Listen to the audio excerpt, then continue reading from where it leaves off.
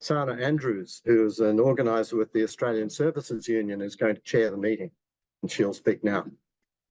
We'll start off with an acknowledgement to country. So we're opening our meeting now, and we're on the Wajak Noongar Budja.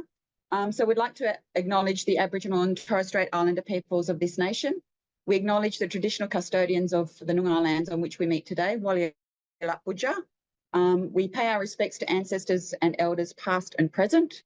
We shall be mindful to commit to honouring Australian Aboriginal and Torres Strait Islander people's unique cultural and spiritual relationships to the land, waters and seas, and their rich continuing connection to their lands and contributions to society.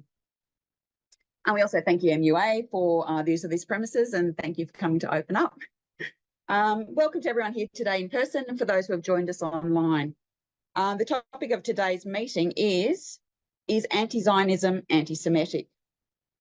So for those of us who criticise Israel for what is happening in Palestine and for being so-called anti-Zionist, we are accused of being anti-Semitic. The accusation of anti-Semitism is the first line of defence used by defenders of the State of Israel. They say that Israel is a Jewish state and therefore criticism of Israel is slandering of Jews, is being anti-Jew and being anti-Semitic. But critics of Israel, or those of us who are anti-Zionists, argue that the problem is the colonial settler, the political project of Zionism, not the religion of Judaism. So what is the truth of the matter?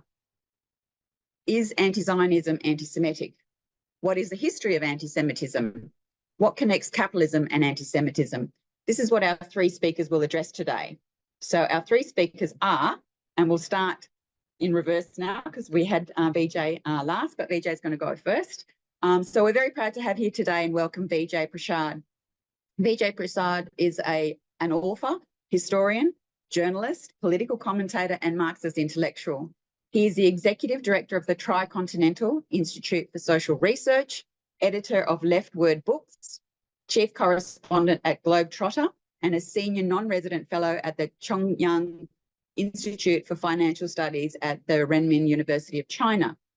Vijay is also the author of 21 books, which is pretty amazing, including most recently The Withdrawal, Iraq, Libya, Afghanistan and the Fragility of US Power with Noam Chomsky, 2022, and also the book Struggle Makes Us Human, Learning from Movements from Socialism, 2022. Then we will have, hopefully, Zoe Alexandra, who works at the Global Dispatch and is part of the International Secretariat of the International People's Assembly. Zoe is a Palestine solidarity activist in the United States.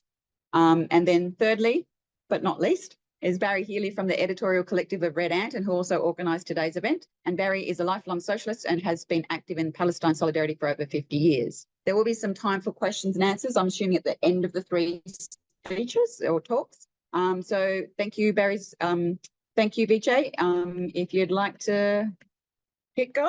Okay, thanks a lot for chairing the session, and thanks a lot to Red Ant. I think it's important to also acknowledge that the development of a project like Red Ant is very significant.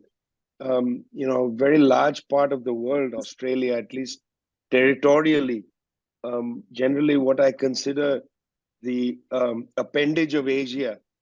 I don't know how continents get divided up, what the logic of that is, but certainly there's a historical link between Australia and the rest of Asia. And I'm very happy that Red Ant is building a project on the lands of Australia, a socialist project, a left project, a project linked to the struggles taking place around the world, including the struggle in Palestine. And I'm very glad that this issue is being raised by good, sensitive people in Australia because it's such a horrendous situation. I'm going to make three sorts of remarks about three different concepts, really, or three different approaches to this problem. Number one, I want to do a little work thinking about the concept of anti-Semitism, then the concept of anti-Zionism, and thirdly, the concept of repulsion. And the third is, I think, something that is not on the flyer, but I think is pretty important at this time. So let's start with the first. Anti-Semitism is an actual ideology.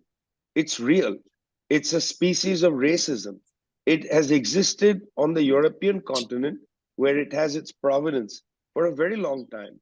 You can trace modern anti-Semitism back to the Inquisition in Spain, after the reconquest of Spain by the Catholic kings, the expulsion of the so-called Moors, the Muslims of the Andalusian part of Spain, the provision against Jews. Jews had to convert or leave, and so on.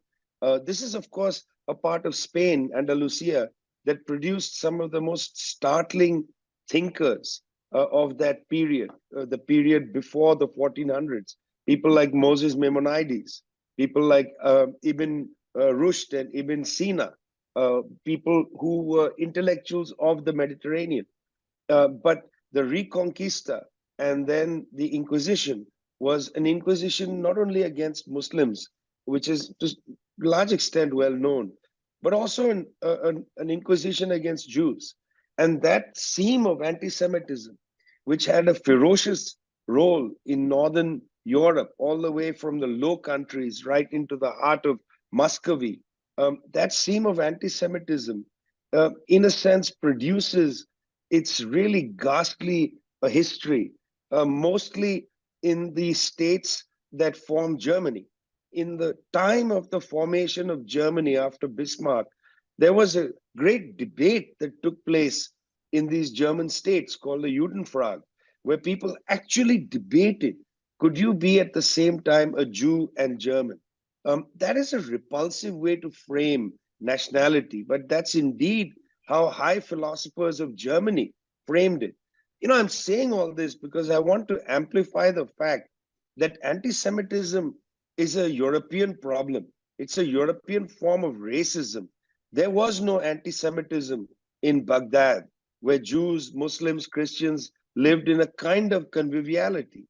There was no anti-Semitism in Palestine, in Jerusalem, in Damascus, in Beirut, in Cairo. That ideology was not known. It didn't grow there.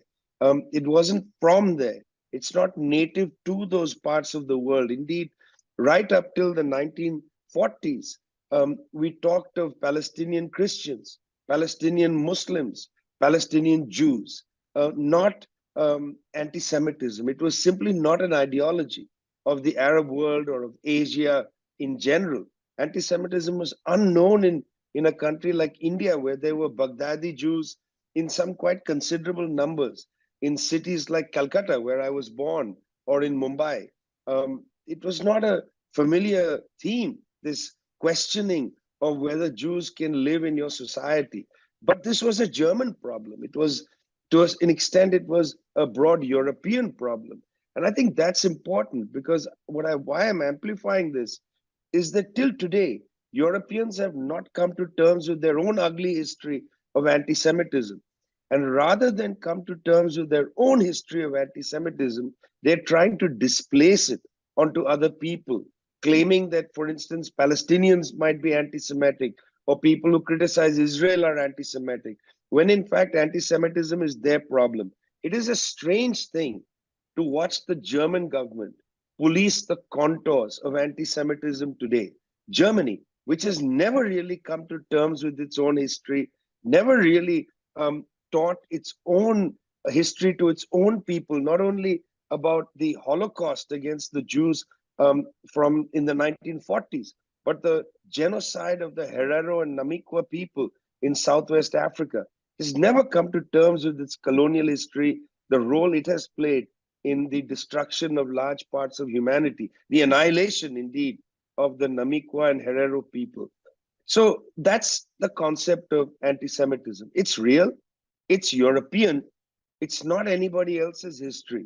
And it's a strange thing to watch Europeans use that term to silence others. It is a form of racialism or racism. That's the first category. The second category is anti-Zionism.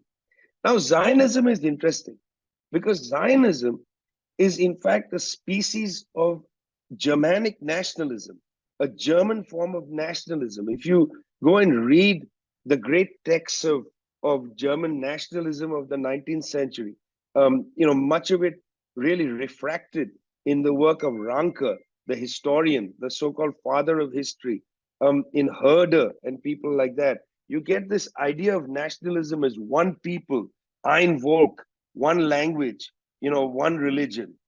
This idea that nationalism has to be what was known in Germany as blood and soil nationalism, territory and race.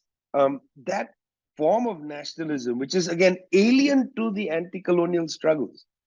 For instance, in Ghana or in India, anti-colonial nationalism wasn't one people, one language, one territory. Yes, of course, one territory, but not one people, because most anti-colonial nationalisms, because of the nature of colonial territory formation, were multinational. In India, for instance, there were multinational formations inside the Project for Freedom, so that there were people speaking Bengali or people speaking Tamil, people speaking Andhra, people speaking Marathi, many languages, many peoples, different ethnicities, and so on. Certainly one territory. It was a territorial form of nationalism, seeking sovereignty for the territory, but not ein Volk, one people, one language, and so on. That is a precisely Germanic form of nationalism, which really envelops a lot of European countries. France, one language, one religion, one territory. And in that sense, Zionism, which is a very much a European formation, Theodor Herzl and others were European intellectuals. These European intellectuals constructed what they thought of as a Jewish state, which was directly in the theoretical arsenal of people like Herder. One language, whether it was going to be Yiddish or Hebrew, as it later in 1948 was Hebrew, one language, one people, the Jewish people, and then one territory. And after the Balfour Declaration of 1916, that slice of land somewhere between the Jordan River and the Mediterranean Sea. That's Zionism. It's a political ideology. It has nothing to do precisely with the Jewish religion. It has to do with the Jewish people, in the sense that German nationalism has to do with the German people, or French nationalism has to do with the French people. There is a ethno-religious component to it. Remember, one people, one language, in many cases, one religion and one territory. This is an ethno-nationalist political project. That's what Zionism is. In fact, early Zionists were not going to create their territory or their nation in that part of the land, the Levantine area of the Mediterranean. Initially, they were thinking of doing this somewhere in Africa, but that didn't come through. And so then after the Balfour Declaration in 1916, British basically said, why don't you just take this land? Doesn't matter that Palestinians live there, you can just take it over. That's Zionism. It's a political project. Now, being opposed to a political project is a perfectly appropriate thing. I mean, you can be opposed to all kinds of political projects. That's the nature of politics. There's nothing offensive by itself, by its merits of being against a political project. In fact, when Herzl proposed the idea of a land between, later between the Jordan River and the Mediterranean Sea, the Jewish state, as Herzl called it in his book, at the time, many Jews rejected what Herzl was doing. They made the argument that the Jewish project is in the diaspora. That's the point. In the diaspora, Jews will have their practice of maintaining community, maintaining their customs, and so on. There was a debate inside the community. But I think it's appropriate to have a debate, from anywhere. I mean, about 10 years ago, the UN Economic Commission of West Asia published a very important report studying the status of countries in the Middle East. And the UN report said 2 countries in the Middle East have to really think hard about their form of nation state. And those 2 countries have an ethno-religious national project. This goes against the norms of democracy. And the UN pointed to 2 states. One was Saudi Arabia, and the other is Israel. Israel was so upset by this assessment by the UN that they got the head of that office in Beirut, Rima Khaled, they got her removed from office. I mean, it was extraordinary. They were so upset by just that. And that's actually a pretty straightforward criticism. Imagine tomorrow if the right wing in Australia, maybe even just the center, decides that Australia is a country of white people who are descended from Europe, only white people. It is a country where you have to speak English, and it is a country where you have to be an Anglican, not anything, not even just a Christian, but an Anglican. That's the limit, and then the whole territory, and then everybody else is a second-class citizen. Now, you could turn back to me and say that is indeed already the case. That indeed there is a kind of de facto white Anglican, sort of project already in place. The very impressive Australian anthropologist Ghassan Hadj wrote a book about this, White Australia. And by the way, Ghassan Hadj was recently fired by the Max Planck Institute in Germany because of Facebook posts that he had written criticizing the war that the Israelis are conducting. Ghassan Hadj is an Australian national of Lebanese descent, born in Beirut, Lebanon, taken a fellowship at the Max Planck Institute, from which he was fired. Why? Because he raised these questions about the war. I'm going to come back to that in a minute. But Ghassan has written a number of books making the case that de facto, Australia suffers from some of these ethno-religious problems as well. But in Israel, it's not a de facto issue, it's de jure. That anybody who is not Jewish, who is not, sort of from, who's also, there's an issue of practicing the religion and so on. If you're not Jewish, you are a second-class citizen in Israel. And that's the reason why number of UN reports, but also Human Rights Watch and others have said there is apartheid in Israel. The designation of apartheid is actually a technical designation. It's not based on rhetoric. It's not a rhetorical thing. People saying apartheid or fascist, I can see how people use these terms rhetorically. They say, oh, they are fascist, or they are this or that. You know how people talk. But in fact, Human Rights Watch, B'Tselem, Amnesty International, several UN special rapporteurs, they specifically say apartheid on a definitional ground. Because in Israel, definitionally, there is a distinction made between those who are Jewish and those who are not. And that comes out of this ethno-religious history of the construction of Zionism. So it's perfectly acceptable to be critical of a political project that's ethno-religious. You can be critical of the Hindutva project in India, an ethno-religious project. You can be critical of the government of Saudi Arabia, which prosecutes an ethno-religious project, and so on. In the same way, discussions around Zionism are principally about ethno-religious projects. There is nothing racist about talking about Zionism and being critical of Zionism. So that's the second concept, as it was, second term that's of importance. And both these terms are on the flyer, anti-Semitism and anti-Zionism. There's a third area, the area of, let's call it, the politics of disgust, the politics of refusal. Look, frankly, in this recent period, much more than in any other prior period, people watching the character of the Israeli attack on the Palestinian people in Gaza, people watching the character of that attack are simply disgusted by what they are seeing. They're disgusted, they're repulsed by what they are seeing. They don't necessarily have any theory of Zionism or any understanding necessarily about the Zionist or anti-Zionist political projects. They might not even have a good understanding of anti-Semitism. What is anti-Semitism? What does it mean? And so on.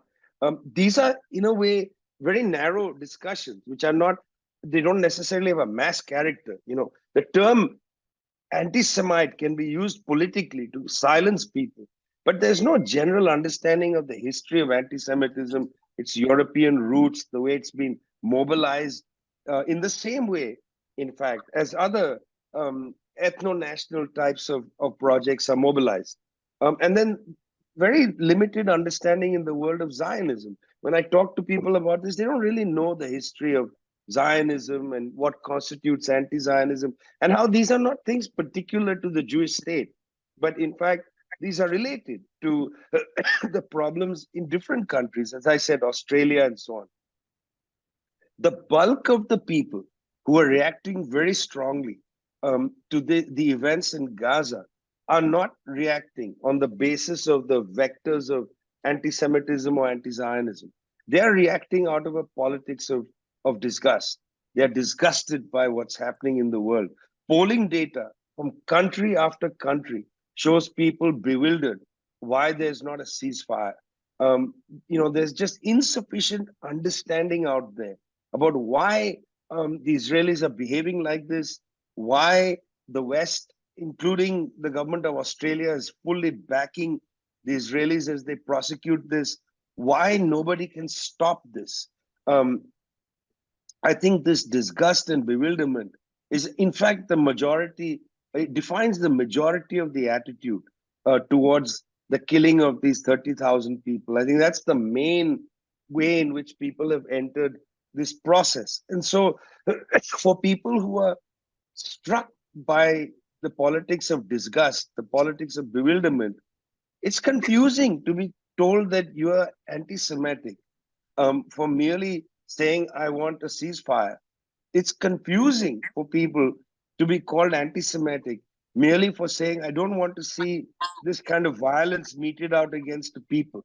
And then when the International Court of Justice says plausible evidence of genocide, I think it's confusing for lots of people to see that ruling dismissed by the Israeli government, mocked, in fact, by the Israeli government.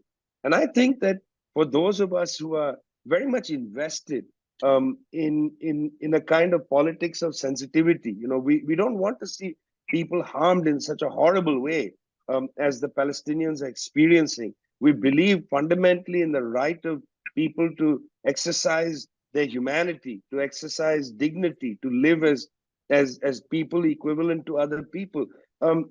We have to take seriously the fact that most people simply just don't get a sense of what these debates are. And I think what tends to happen is hardcore activists online particularly debate these things as if this is what frames this conflict. Is it really a debate about is anti-Zionism, anti-Semitism, and so on, when most people don't even have a sense of that debate because they are at another place. They are perplexed by the international division of humanity that seems to be operating here. I travel a fair bit. Was recently in Accra in Ghana, where people talk very openly, saying, it's because they're not white that they get treated like this. When the attack took place on Ukraine, all the doors opened for Ukrainians to come as refugees. They got jobs, they got apartments, and so on. Nothing like that was made available to the Afghans after the United States retreated from Afghanistan and so on. Nothing was like that for the Palestinians. In fact, the doors to aid have been shut. And, you've all seen scenes of these airdrops of food falling into the Mediterranean, killing people, as have been killed just yesterday. 3-4 people died when the parachutes didn't open and the big crates fell on people. This is, in fact, what is most, gripping for people, this sense of the politics of disgust at what's happening and the politics of bewilderment. And I've been trying very hard to think, how do we, as people who are committed to the freedom of the Palestinians, as socialists and so on, how do we produce our own language and debates on these issues? And when we are attacked as anti-Semites, is it actually valuable for us to take that debate on? Is that a useful debate, or are there other things that we should be doing? From my perspective, and I've faced this kind of attacked for a long time, for several years. People have tried to get me fired from jobs and so on. But for me, this is not significant. This attack at us, calling us anti-Semites, it's not significant. And we should not let that take over so much of our energy and our brains.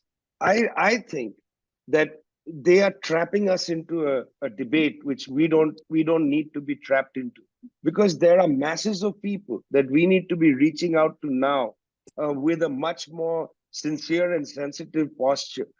We should not be out there being trapped into a debate which brings us into their terms, where when we say things like, no, I'm not an anti-Semite, you sound ridiculous. You know, I don't want to be out there having to defend myself against somebody who's attacking me on this ground.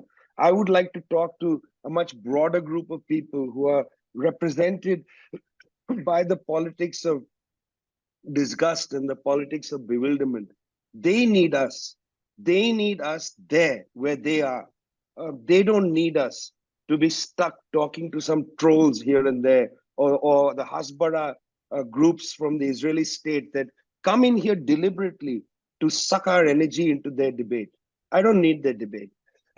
In fact, forthrightly, we need to say anti-Semitism is not my problem. It is Europe's problem. Chancellor Olaf Scholz should be making speech upon speech every day to apologize for what Germany has done to the Jewish people over the last, few hundred years. That's what should be the obligation, not for me. Not for me. We need to set the terms of our own discussion and our own debate. So, comrades, what I would say is turn our backs on some of these debates. Don't let them bother us. Don't let them sink us, our confidence, by these attacks. We have to go forward to the masses of people and talk to them about what they are feeling. And they're feeling disgusted. They're feeling bewildered. They need us. They don't need us to be talking to the margin, the dangerous Hasbara margin that attempts to trap us into their debate. Thanks a lot.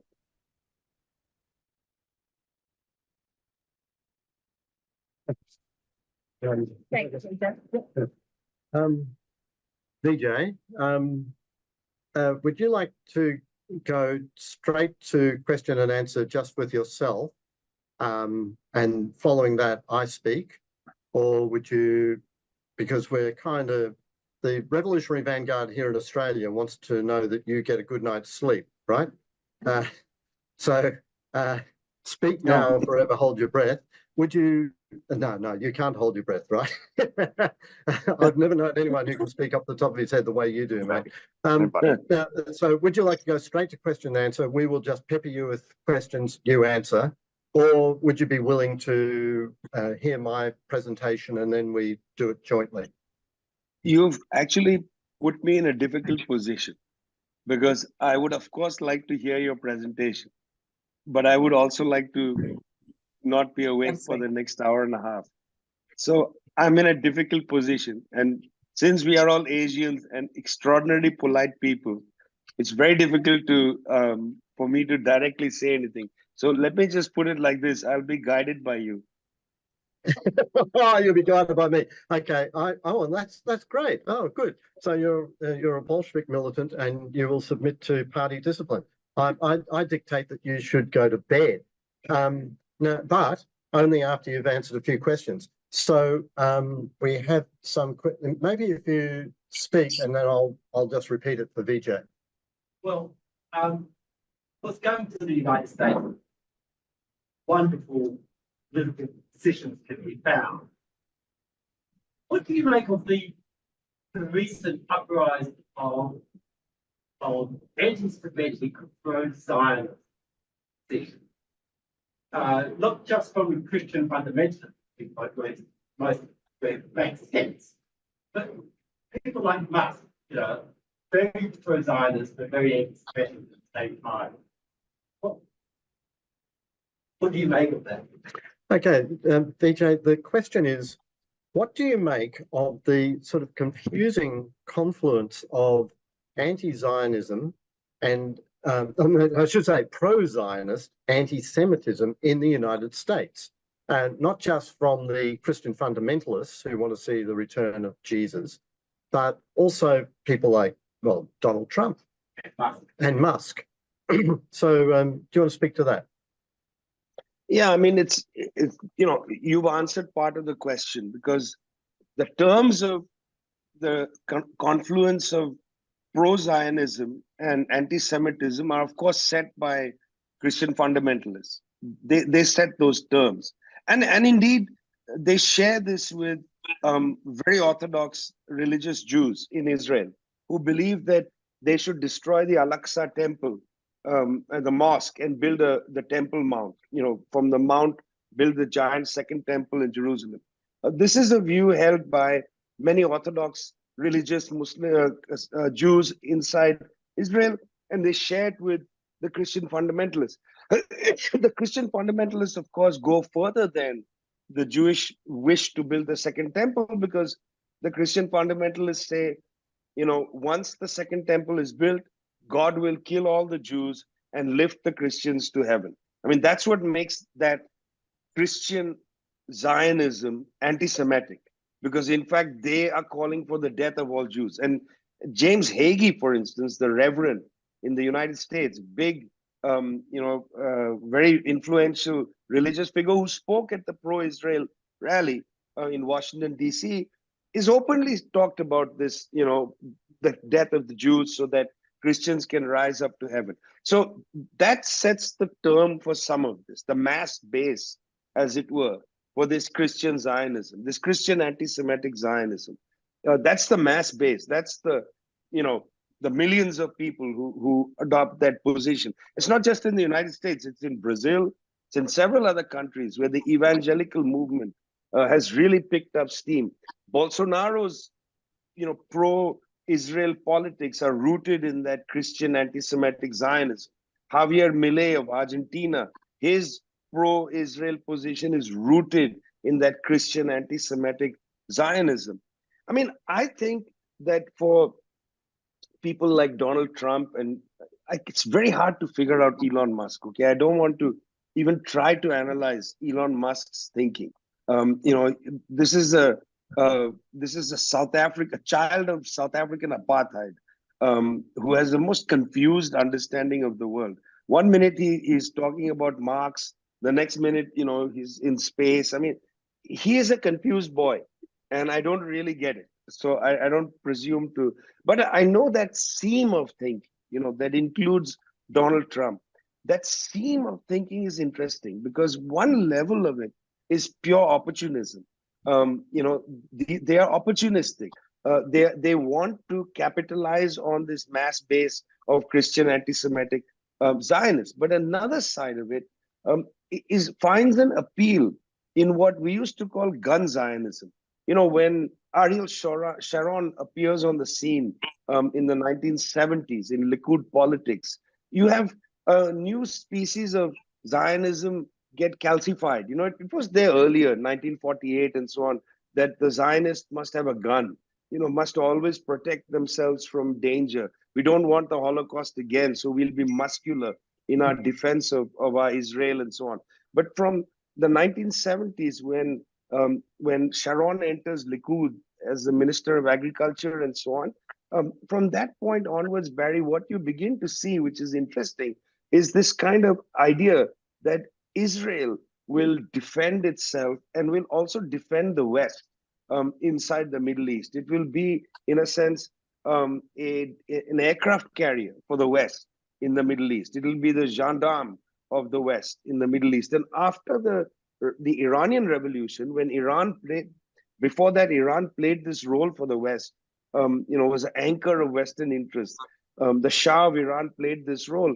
After 1979, when Iran was not available, Israel, in that gun Zionism, becomes so important for US interests in the Middle East, for intelligence, for maintaining a kind of order and so on amongst the Arab states, disciplining some countries, Jordan, Egypt, and to some extent Syria. And that's what is appealing to Trump. When you hear Trump talk about Israel, it's like Israel can kick ass. The Israeli military is like an advanced detachment of the US Marines. And by the way, that's not a silly thing to say, because there's a large number of US citizens that operate inside the IDF, the Israeli Defense Force. Very large number of US citizens are border guards in the West Bank and so on. So we have to start very much thinking about the Israeli project and the US project as being very much intertwined. They're not so far removed from each other. In Australia, you are familiar because of Pine Gap with the Five Eyes intelligence network. It's no longer Five Eyes, as you know. It used to be New Zealand, Australia, Britain, Canada, the United States. Those were the Five Eyes. But now it's 14 eyes, including Israel. Israel participates in the whole Pine Gap project. They get the intelligence that is absorbed at that big station, that listening station in Australia. It's all linked up now. So this muscular fascination with the Israeli military, with Israeli military technology, Australia buys surveillance equipment from Israel. All of this stuff is, I think, one of the reasons why men like Trump, let's bomb them, mother of all bombs and so on. There's an affinity they have to the generals and the kind of military complex of Israel, a military plus startup. There was a ridiculous book about Israel called Startup Nation. It's a country of entrepreneurs, of high tech and so on. It's actually not true. The book is a facade. It was part of a kind of intelligence operation, a Hasbara operation. But this idea that lingers in people's minds, that Israel is a country with lots of little high-tech firms that are innovating and so on. And that combination of small high-tech firms and the military, that appeals to men like Trump. And perhaps because of the high-tech thing, to men like Musk, this appeals to them. And, I don't even need to go into the fear of Muslims, hatred of Muslims, and all of that. Let's even leave that aside. The positive ramifications of the existence of Israel, number one, this, Christian anti-Semitic Zionism, which provides a mass base, and then this fascination, this affinity with the muscular character of the Israeli state, the combination of technology and violence, appeals to men like Trump. And I don't think we should underestimate that combination of violence and technology. That's how they want to frame the world today. Use violence and technology, drone warfare, snooping on your phone and so on. That combination, it appeals to these guys. Sorry, Vijay. So I really appreciate. I get bogged down with the kind of debate that you seem to be saying we shouldn't be getting bogged down in, which I really understand. I understand that we want a mass political movement rather than get bogged down in just stupid, stale debates. So I totally understand it, but I also feel like we tend to get brought into them specifically because we also simultaneously realize that large consensus is already existent and produces nothing. Netanyahu is laughing, and when we know that, and we're like, okay, so what can we do?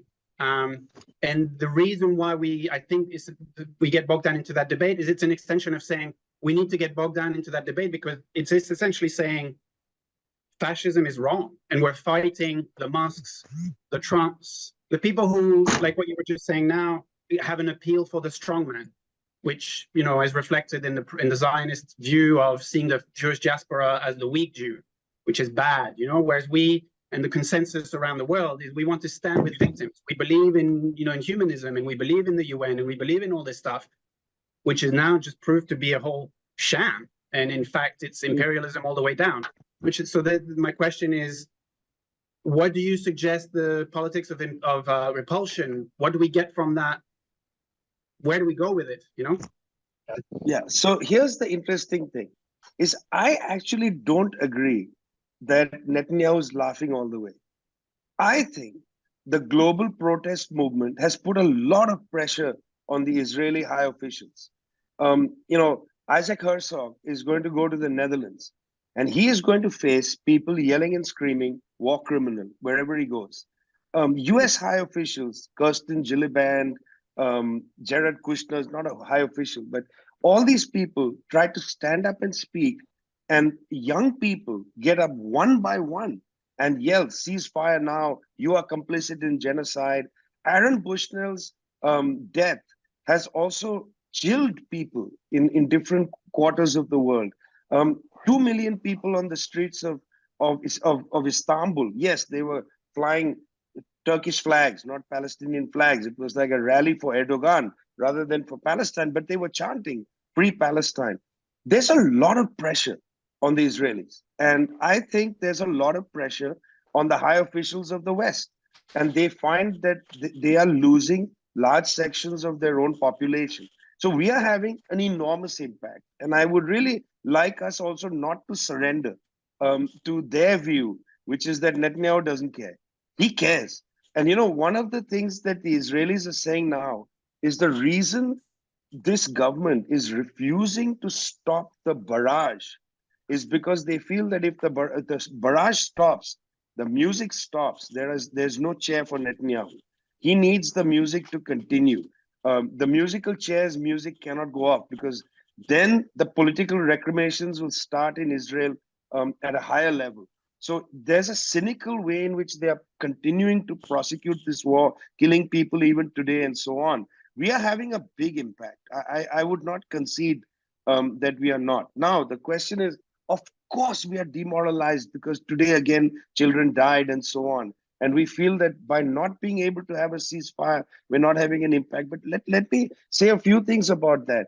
The very fact that South Africa, for instance, Namibia, Bolivia, all these countries have been going to the ICJ, it's a qualitative shift, a real shift, that these countries of the South have been going up there to the ICJ, insisting quite forcefully that what Israel is doing is genocide. The Namibians yelling back to the Germans. This is humiliating for Olaf Scholz to be told by the Namibian president, you forgot about the genocide you did here between 1904 and 1908. All of this is having an enormous impact. I mean, if you look at Sigrid Kaag, the special rapporteur on Gaza, just nominated by the UN recently, her statements are much sharper than I've ever seen. They are talking every day about starvation, famine, things like that. They are not begging for the aid trucks to be allowed in. Today, Naledi Pandor, or yesterday, the South African foreign minister said, if the armies of the region, well-armed people, and she's talking directly to Egypt, just defend the trucks and force their entry into Gaza, she said that would be something. I've never heard language like this before. I mean, in the immediate period, we may not be able to have a ceasefire, but we have won an enormous a majority of people around the world, including their governments. It's the Western governments, including Australia, that are marginal on this. And I understand that you have a particular problem in Australia because you share that settler colonial kind of history where there is an enormous pressure coming from upstairs, right? Whoever the high officials are, there's an enormous pressure coming from upstairs because they basically think like Yanks. The high officials of Australia, they might as well be Yankee, high officials. They think in a similar way, right? They have a similar worldview. And I think, as you build your movement in Australia, you will also turn the tide. I mean, let me just say that almost every single day in New York City, there has been a demonstration, shutting down the Brooklyn Bridge, going to the New York Times. It has terrified the officials of New York City. It has terrified them. In the cities of Italy, I don't know if you saw images of the Carabinieri beating up high school students in an alleyway. They are scared. They are losing generations. And the people who are being radicalized now on this issue because they are repulsed by what's happening in Gaza, they are determined to do something. They just won't stop going on the streets. This is not just them. And I think you're right here. They are not just seeing this as pro-Palestine or anti, what the Israeli state is doing, but they are understanding imperialism one way or the other. The US, 3 vetoes in the Security Council over this period. People are beginning to understand what is imperialism. This is coming on the table. I watch some of these young people and the things they are saying on social media. They are disgusted by the world order, mostly the Western world order. The fact that so many people are voting in this US primary for uncommitted rather than pro-Biden has sent shock waves through the Democratic Party. They are going to lose the election to Trump on this issue. You know, it's not just the Arab American vote that they will lose in Michigan, where it's considerable and so on. They're going to lose the enthusiasm of young people. Yesterday or day before yesterday in California, there was a primary for the Peace and Freedom Party. The candidates from the Party for Socialism and Liberation, Claudia de la Cruz, she bested Cornel West in that primary. You know, and Cornel West is he was in the Matrix, for God's sake. But he was bested by a very young organizer was an openly socialist organizer who won the nomination of Peace and Freedom Party in California. You know, she's in her 30s. And she won it. Why? Because she is being fierce on Palestine. And that draws people. So I don't feel dispirited in this moment. I feel dispirited because I've lost a number of friends in Palestine, people who had, I'd lived in their homes in Gaza City, in Khan Yunis, friends, families that I've known are gone, and friends are now sitting in Rafah and so on. It's horrendous. But at the same time, because history moves in a very complicated way, I feel the power of people who are repulsed by what's going on, and they are not allowing us. And that's why I made those comments. I made them a little, perhaps bluntly, but that's why I made those comments that we should not be demoralized by the attacks saying that we are anti-Semitic, which is a false, itself an offensive. It's offensive to call me anti-Semitic. Firstly, I come from a country with no history of anti-Semitism, and to be called anti-Semitic by a German institution, Frankfurter Allgemeine wrote an article recently calling me an anti-Semite. For God's sake, man, Frankfurter Allgemeine, you guys participated in the Nazi regime. My family has no fascists in it, okay? And your newspaper was owned by fascists. So for God's sake, man, have some decency. Yeah, but I'm not pissed off by them. I think it's hilarious. I think it's hilarious that a German newspaper decides to call me, somebody from India, an anti-Semite. Why? Because I have a history since the 1980s of being on the side of the Palestinians. It's insane, right? Insane. Thank you. Okay. Okay, Vijay. Oh, and just to let people know, Vijay was there hammering about Zion, about imperialism. In April, Red Ant is going to have a series of seminars on the subject of Leninism today, which is going to deal precisely with this issue of imperialism in the world today, what it is not, and how to fight it. So how about we have two more people asking questions. We've got Brendan and Nandini, and following that, we've got Matthew. So Brendan and Nandini. Hi, can everyone hear us? Awesome. Hi, Vijay. Thanks so much. My name is Nandini, and this is Brendan, and we're part of Red Ant. And I think we are really interested in your kind of tactical viewpoint, and we want to know, what do you think are good kind of strategic talking points when we're speaking to the Australian, Western, often white audiences to especially to kind of shift their views towards a more global and global imperialist mindset. I think a lot of the politics of outrage and disgust comes from the fact that people don't realize that the kind of horrors that we're seeing in Palestine are also everyday horrors in the global South. And if there's any particular points that we can use to kind of help shift that outlook, because a lot of the anti-Palestine movement that we've seen in Melbourne, which is where we're from, is often mired in strategies that kind of lack that outlook, and they don't kind of mobilize people along the global mindset. It's very local based, and it's interesting because they kind of struggle to understand like how to then connect Australia to the issue as well. Like there's a bit of a tension. Like we have people talking about like local councils and stuff, which are actually not really that relevant. But Pine Gap, for example, is extremely relevant. So they don't think it out properly, I think. Do you have anything to add? Yeah, I just think like the strategic question for us is how do you shift the conversation away from the anti-Semitism issue to this matter of like global imperialism and settler colonialism, right? Because, you know, my sense is, and maybe this isn't true, my sense is that the anti-Semitism discourse is like principally a global North phenomena. You know what I mean? Like you say, Vijay, and I agree with you that it is, you know, anti-Semitism is a European problem. And the discourse that surrounds that is something that I feel sort of takes place exclusively in the imperialist countries for that reason, right? Yeah. So um, it's sort of difficult to navigate away from that question because yeah, people are losing their jobs over it. You know, ridiculous shit is happening. We're not in the position where we can kind of be like, oh yeah, like they obviously don't care about Palestine because they're not white. Like, because a lot of the time we're speaking to white people, like it's just not obvious to them as much as it is to us and other people from the global south. Yeah. Thanks. Okay, Matthew, can you ask your question, please? I'm also, you know, I've always been sort of fairly pro-Palestine, but I'm fairly new to a lot of the details of the whole ongoing history. And, you know, I've been gradually learning more and more bit by bit as this, you know, disaster has been unfolding.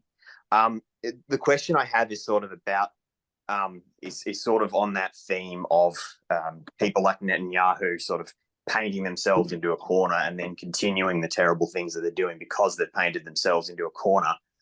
So it's that sort of a thing. And then there's a broader issue, I guess, about the, you know, I don't know, the bigger picture about what the bigger long-term solution is for everyone in that area. And there was, I think there's a similarity with the mentality of a lot of, you know, a lot of the slave owner class in the South, you know, and their anxieties about, you know, slavery and the revenge they would suffer for the things that they did. It was their own fault, but nonetheless, it meant that they dug their heels in harder. So I guess, what are we saying to people who might have, I guess, I don't know, they might say, oh, well, what about recriminations against, you know, the Jewish population because the Arab population has felt so angry, or, you know, what sort of, are we having a conversation about constitutional provisions about equal rights for everybody in some sort of a restored Palestine? I mean, I don't know if I'm jumping ahead with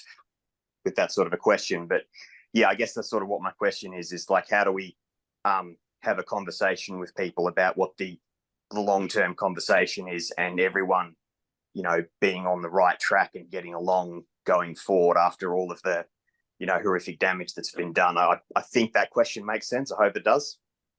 I have actually had the benefit of going over Barry's presentation already, and there is a lot there that you'll chew on, Matthew. I think what I would say is you should sit down and take some notes, because there's a lot there. I mean, just to be honest with you, I've never been to Australia in my whole life, or never even to New Zealand, except through the Lord of the Rings films.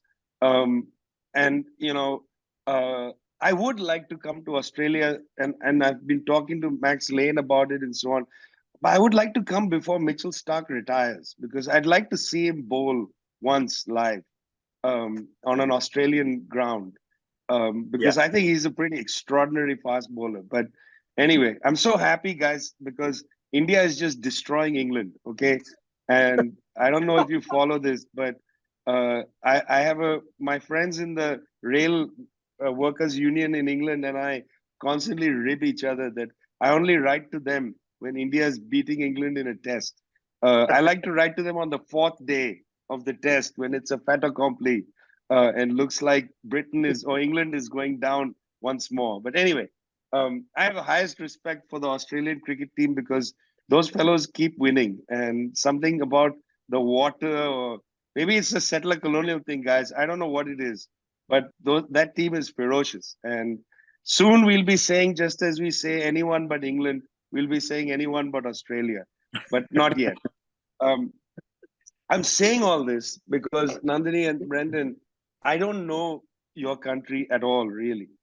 I don't know it. So I don't really know how to say these things to you. What I do know is that because you're now in a collective project, the Red Ant project, I'm sure that these are debates and discussions you'll be having how to formulate the best strategy and tactics within the Red Ant project. I think you've raised a really good question. So I can't specifically come to that, but I want to dance around your question, if that's okay. Okay, but I mean, I just don't even presume to believe that I'm giving you any advice on this. I'm just dancing around the question. Yeah.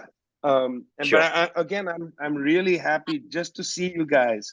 And you say, well, we are with Red Ant and so on. And of course, ants don't function one at a time. They come in swarms. So I very much hope that you are out there bringing more people into your colony. Colony being a really inappropriate word for building socialism, but you get the point. You decided on the name Red Ant, not me. And ants do live in colonies. So I don't know what to say about that and why Barry and all, they have to take responsibility for the name. Okay. Now, All right. the thing is that when we enter into a political discussion at a time like this,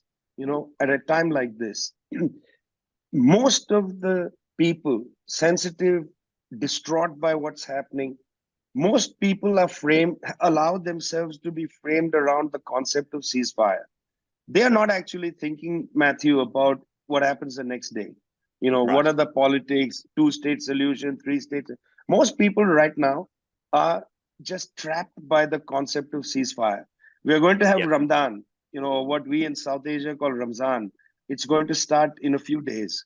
The people in Rafah don't have any of the food items for iftar. They are going to go through the month of Ramzan without a proper way to actually hold Ramzan. And if you know anything about Ramzan, and all Palestinians aren't Muslims, but the majority are.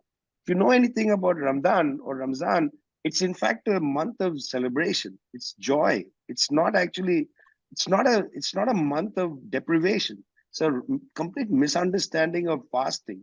Fasting is not about deprivation. Fasting is about the joy of being together, of having collective meditation and experience. And it's about joy, families and friends getting together to break the fast collectively. It's not about me fasting and then me eating in the bathroom later. It's a collective process. It's about building the love of community and so on. And it's kind of a mystical, but this is disallowed this month to the people of Gaza. And so the question of ceasefire is in fact the dominant question. And I feel right now, for people around the world, the slogan of ceasefire now is adequate. You don't actually have to get into that. And in fact, by the way, on the question of anti-Semitism, this is a very powerful way to have the debate and dialogue. Because in fact, the people who are calling us anti-Semites are against peace. And that's what one has to use to build the majorities, to say that we are the ones who are calling for peace. We are calling for peace in Ukraine. We are calling for peace in Gaza against the Palestinians. And then the day after, you can have a debate about, ending the occupation and so on. I know it's important even now to say ceasefire, end the occupation, right? As two twin slogans. But what most people will fix on is ceasefire now. End the occupation is much more complicated, and it requires, as Matthew has said, requires a lot more understanding of the issues. And also, frankly, this is an issue for the Israelis and the Palestinians to sort out, not for the Australians to intervene.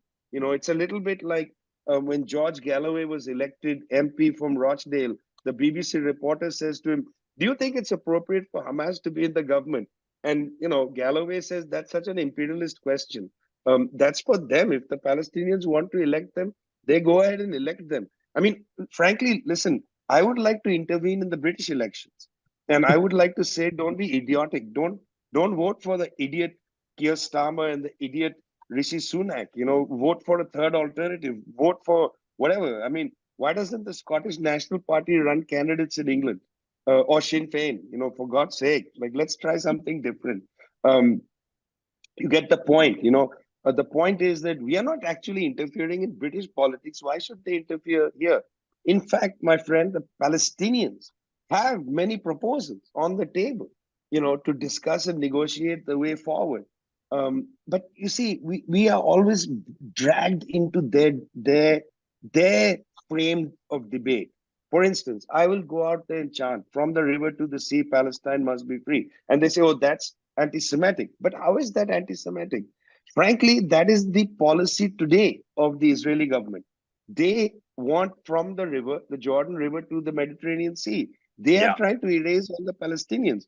What the phrase from the river to the sea, what it implies is the creation of a secular democratic state, all the land. We have to just directly not be scared about somebody says, oh, that's an anti-Semitic phrase. You have to be brave and say that's not an anti-Semitic phrase. In fact, it is already the established policy of the Israeli government, but with an apartheid lens. We want to create a post-apartheid from the river to the sea. We want Israel to have its 1994, like South Africa. You have to be bold in the face of these attacks. Listen, Nandini, I cannot advise anybody about their jobs. Politics is risky, and these things happen. And we are dealing with an extremely vicious bloc. From the neoliberals to the right, these are vicious, nasty people. They will come after us with all instruments. I was watching a little clip today. These young, sweet people working for YouTube Music, small group of them in Austin, Texas, formed a union. Okay. They came before. We have the video of this because this young man comes before the Austin City Council in Texas, because that's where YouTube Music is based, to talk about how they've unionized it. While he was talking to the city council, a young comrade of his comes up to him and interrupts him and speaks into the mic and says, we've just all been fired. These are vicious, and I'm sorry to use this word on this platform, but what the hell? These are vicious bastards. They would scorch earth on our destiny. They would scorch earth on our destiny, and we have to be brave in fighting them. You can't protect your jobs sometimes. Sometimes you have to risk it in the fight. These young people risked their jobs and they were all fired. It's very difficult. We can't have it both ways. We have to be courageous and brave. And we have to take care of each other. We have to have the correct tactics and strategy. I was very upset when I watched the video of Aaron Bushnell. I was very upset watching that, because that's a person who could have become a very important comrade in our broad struggle to transform the world. We do not celebrate that kind of outcome for a young person's life. It didn't bring me any joy, none. I don't come from a tradition of martyrdom. Even if there is an armed struggle, you have to cry when every one of our comrades falls on the field. We are not proud of that. We are not happy. That's not our religion. We are sorrowful for the loss of anybody, but we still have to be brave, because we're dealing with people who are nasty and vicious, and they come after you with everything, and you have to be strong. And that's why you need to be in an organization. You can't do this alone. It's too much weight. And when you're in an organization and when you are targeted, your people gather around you to defend you emotionally, perhaps financially, and so on. That's the power of a bigger organization. So I can't precisely tell you what the tactics would be, but I can tell you that you should know that there are hundreds of millions of us, and I mean it, hundreds of millions of us, hundreds of millions, and these hundreds of millions will look upon you and the work you're doing in Australia, and they will say they are on the good side of history. And whatever happens, they are fighting the fight against the real bastards, who are cynical, nasty. And I'll tell you, the weakest thread here which I'm going to recommend that you start to pull on, is the arms sales and Australia's relationship to Israel, the West, and so on, in the whole arms trade, in the buying and selling of weapons and intelligence. You know, it's very dangerous for you as a small group to focus on something like Pine Gap. So don't focus on it now. You'll have to focus on it later. When you are stronger, when you have a mass character, that's what you have to take on. Imagine the day when 100,000 Australians march towards Pine Gap to say, shut this down. It is a violation of indigenous land. It continues to rob and steal ancestral burial places and so on. But also it participates in a nasty destabilization of East Asia. It goes against the natural interests of the Australian people, which is to have peaceful relationships with other Asian countries, including China. Why should Australia be home to US nuclear aircraft in that part of in Darwin? You know, why should the runway be extended so that the United States can actually station nuclear weapons on Australian soil? Australia is a signatory of the Treaty of Rarotonga. The housing of these US nuclear missiles in Australia is a violation of that treaty. I mean, these are the issues which bring everything together. You know, the fact that Australia is going to house US nuclear missiles is reminiscent, Barry, could be reminiscent of the fight for the Pershing missiles coming into the UK and the creation of the campaign for nuclear disarmament. You know, I mean, Red Ant could be, in a way, the incubator of a new, campaign for nuclear disarmament on the issue of the extension of the airfield in Darwin itself, nothing else, because they are going to house US nuclear missiles. They're saying it's not a violation of the Treaty of Rarotonga because Australia doesn't have the missiles. It's US planes that are going to land there and be hangared there under US command. So in effect, it's not on Australian soil. I mean, it's incredible the arguments that you can see already taking place. So you have a lot of work to do, but you can't do any of your work if you remain a small group. That's the main thing I'll tell you guys, Brandon and Nandini. If you remain a small group, you can't do all the things you have to do. You got to go out there. This is the moment to reach out to the people who are moved through this politics of disgust and repulsion, this politics of heart sickness. You got to bring those people into your process.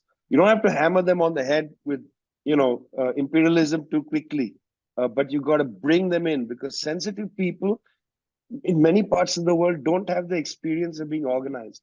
It's been decades since big mass organizations of the left have been available in countries like Australia. So you're going to have to be very patient in building these kinds of formations. They don't just happen like this.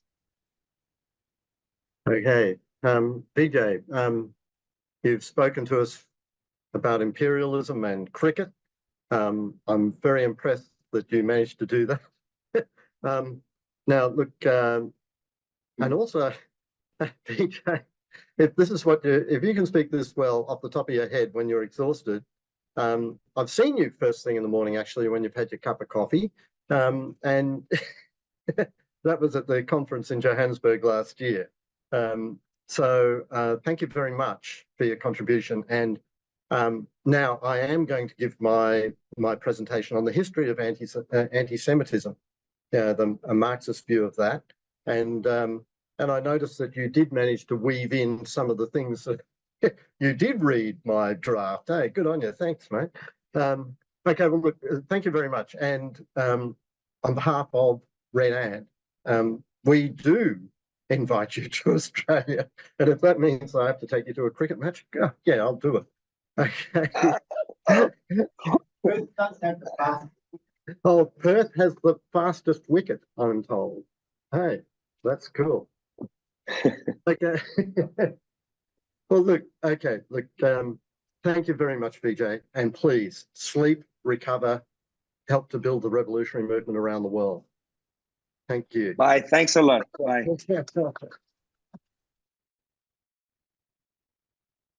Okay, now look, we have not been able to get hold of Zoe Alexandra, who is also in New York. So apologies for those who joined this meeting because of her. Zoe is a young Jewish woman in New York. She's an anti-Zionist activist, and she's part of the Palestinian Solidarity Movement. And so we were looking forward to her contribution. However, following this meeting, I will catch up with her and I'll record an interview with her that we'll put on the Red Ant website. Oh, and if you are interested in joining Red Ant or advancing our campaigns, there is a sign-up sheet just there on that table, and there is other material there. If you want to buy any of our booklets, see me afterwards. So look, I'm going to give a history of anti-Semitism. And this is unashamedly from a Marxist point of view. You'll notice Vijay can speak straight off the top of his head no matter what, but I have to prepare in advance. So I will be reading here. But I did run this past Vijay and get his contributions. So look, in 1843, Marx wrote his book on the Jewish question. And when he wrote that, Germany was ruled by decrepit aristocrats who proclaimed that they ruled on behalf of the Christian religion. The so-called spirit of the state was Christian. So they had all sorts of laws oppressing Jews. So it was an apartheid state. That was all these little princelings were running apartheid states. Now, Marx's book was written in response to another book. It was written by a bloke called Bruno Bauer. And Bruno Bauer at that point was a revolutionary. And Marx debated very sharply with him because Bauer had said in his book that if Jews wanted emancipation, they should first give up their religion. He said that a state can only be secular if everybody is induced to give up their religion. Now, within a couple of years, Bauer moved from radical politics to straight out anti-Semitism.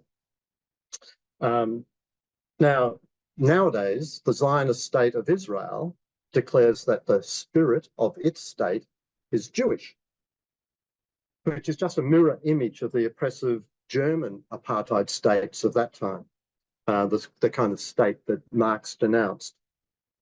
Now, the logic of Zionism leads directly to the kind of racist hatred that came to possess Bruno Bauer. Bruno Bauer grew to hate Jews, and Zionists are possessed by a genocidal hatred of Palestinians. So what Marx argued for was a democratic secular state in which people could express their humanity, including all of its religious and spiritual aspects. So when we call for a democratic secular Palestine, that's something that Red Ant does call for, by the way, that's what we're talking about. That's the content of "From the river to the sea, Palestine will be free." So today I want to examine how we got into this whole mess of anti-Semitism and Zionism. How did anti-Semitism arise in the first place? What has maintained it over the years? And how did it get intertwined with capitalism? And I say that Zionism actually maintains anti-Semitism. So I'm going to cover 2,000 years of history in approximately 30 minutes, which is about 1.5 minutes per century. So I will be skimming over things. And I'm going to be arguing that anti-Semitism, just like Vijay was saying, is a problem of European civilization. It's not a problem of religion, and it's been dumped onto the Palestinian people. And I say that Zionism is a false messiah for the Jewish people, creating disaster. I'm drawing on a variety of sources for this, including a couple of Marx's books, Karl Kautsky's Foundations of Christianity, Abraham Leon's classic work, The Jewish State, Perry Anderson's Passages from Antiquity to Feudalism, The Darkening Age by Catherine Nixie. I recommend all of these readings. And Janie Stone and Donnie Kluckstein's recent and excellent book on the radical Jewish tradition. And there are 10 copies of that here for people to buy if you want to buy one. It's just come out. So let's start with what the Mediterranean world was like 2,000 years ago. The dominant force was the Roman Empire, which Kautsky explains was built on the military prowess of the independent Italian farmers. They were organized into legions and they conquered the world. They were the yeoman farmers. However, the empire's expansion created contradictions that eventually tore it apart. And it was because the military victories brought an endless supply of slaves into Italy. As the slave economy grew, it undermined the economic position of the yeoman farmers and drove them into the cities as proletarians. And slave production itself had its own contradictions that also undermined it. So the urban proletarians had citizenship rights and they demanded bread from the rulers. So the metropolis, Rome, uselessly sucked in resources from the rest of the empire. In the Communist Manifesto, Marx and Engels say that the intractable class struggle between the rich and the poor in Rome mutually exhausted both sides and the whole edifice just collapsed. So having undermined the economy of the yeoman farmers, to raise armies, Rome turned to mercenaries like the German Vandals and Goths. They trained these tribes in military technique, and eventually those mercenaries simply just invaded and took over. As Abraham Leon explains, the Jewish people in the Middle East were perfectly placed to succeed as traders because they bridged the Roman, Egyptian, Babylonian, and Chinese empires. So Jews were scattered in the diaspora as traders long before the Jewish revolt and the destruction of Jerusalem. And I'll just give a short description of these Jewish traders. This comes from a Muslim writer, actually a couple of centuries later, but he said the merchants speak Arabic, Persian, Greek, the language of the Franks, of the Andalusians, and of the Slavs. They journey from west to east and from east to west, partly on land, partly by sea. They take ship in the land of the Franks on the western sea and steer for Egypt. There they load their goods on the backs of camels and travel by land to Kulzum. There they embark into the eastern sea and go to India and China. So the bottom line of all of this is that these people were extremely sophisticated. The Jewish religion was centered in Jerusalem, where the priests dominated and lived corruptly.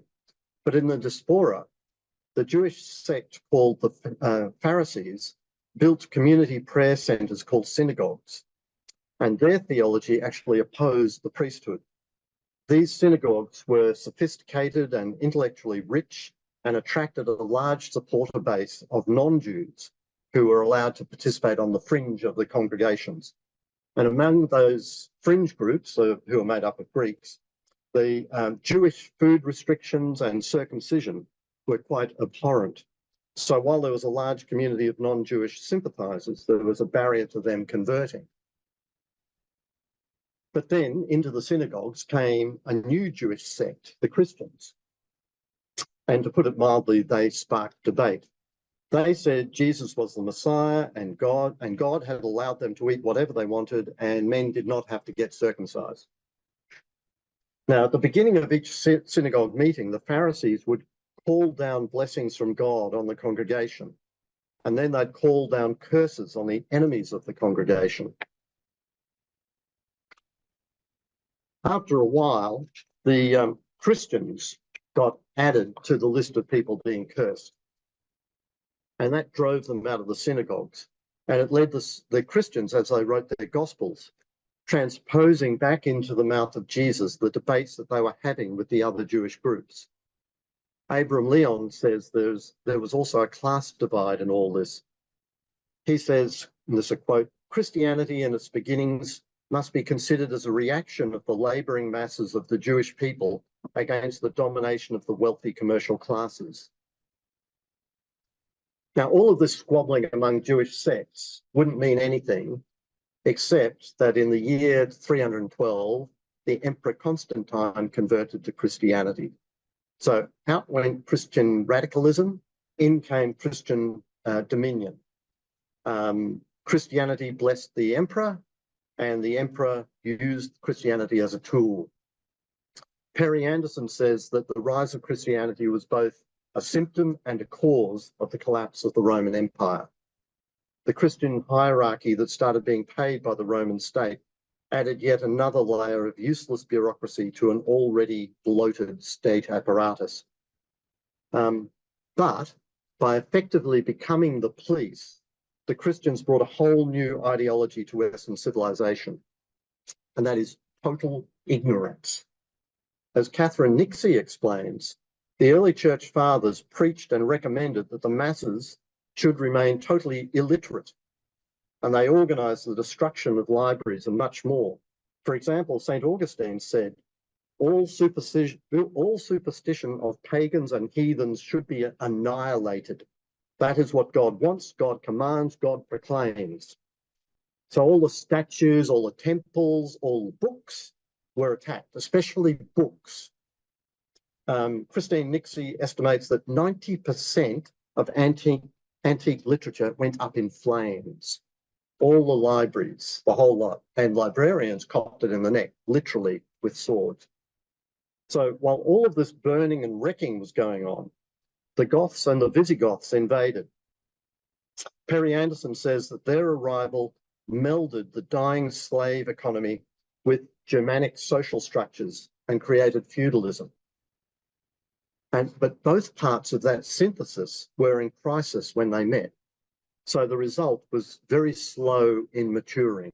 That this is what we call the Dark Ages. Under feudalism, the productive working masses, the peasants, were tied to the land and forbidden to travel. There was a social contract. The peasants fed the barons protected the peasants. Nothing was meant to change. God was in his heaven, and on earth, everything was in its place. The prevailing ideology was stasis, and that was blessed by the church. Part of the theology was that usury, lending money for interest, was bad and wrong, because that actually created economic growth. The only proper source of wealth was land, so the barons and kings incessantly warred against each other to expand their holdings. However, what about the Jews? So they not only had another religion, they had books, and they read, and they argued, and they moved around the place trading, and they were very sophisticated. The economy of feudalism was natural and survivalist. Abram Leon says it produced values, use values, not exchange values. That is, each village or valley met its own needs. But there was still a need for trade, especially in luxuries. So just as the Dalits, the untouchables in India, got consigned to doing all the socially necessary labour that was outside of the social construct, but everybody condemns them for it, Jews were consigned to a similarly tight niche in European civilization. Jews were allowed to trade, and through that they acquired hoards of money. And when the barons and kings needed cash for their armies, they borrowed from the Jews. When it came time to pay back, they would often denounce those Jews as usurers, kill them, and seize their wealth. And for good measure, they might unleash a pogrom from among the peasantry as well. So from this, you can see how anti-Semitism was constructed and how useful it was for the ruling orders.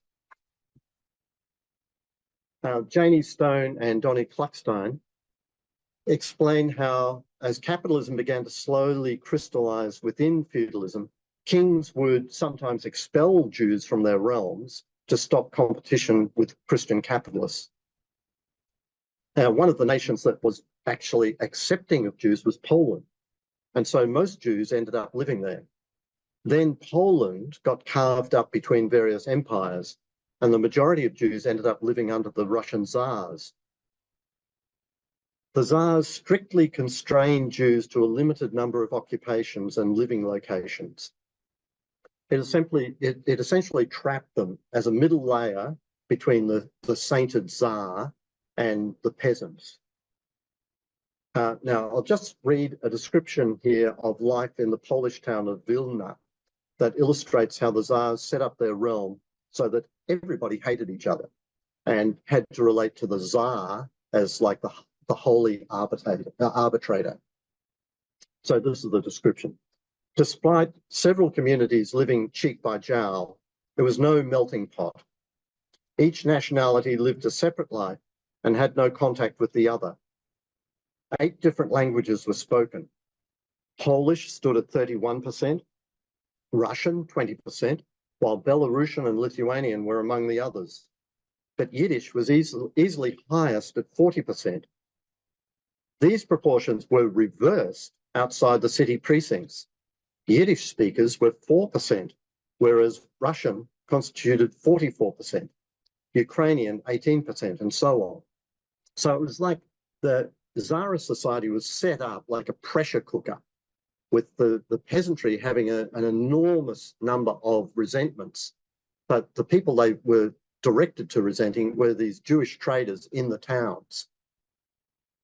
So within this ghettoized existence, there were also class differentiations between rich Jews who liaised with outside authorities and poorer Jews.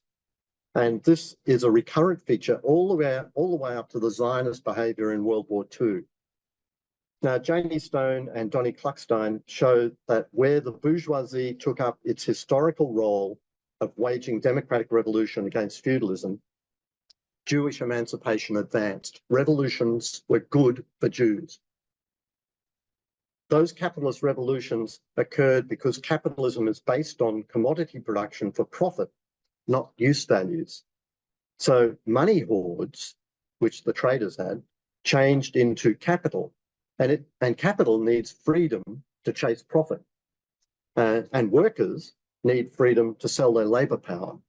So the human beings who personify both capital and labor power need freedom, and that gives us bourgeois democracy. Where the bourgeoisie chickened out of its revolutionary role, especially in Germany and in Tsarist Russia, Jews suffered. Now, so revolutions were good for Jews, counter-revolutions were bad. And today Zionism is clearly a counter-revolutionary force. Within Tsarist Russia, Jews suffered as capitalism emerged because, as Isaac Deutscher pointed out, they were, quote, the main primitive agent of the money economy.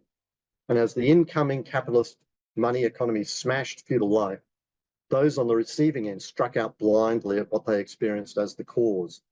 From all of this, Jews in the lower classes drew revolutionary conclusions and became leaders of revolutionary movements.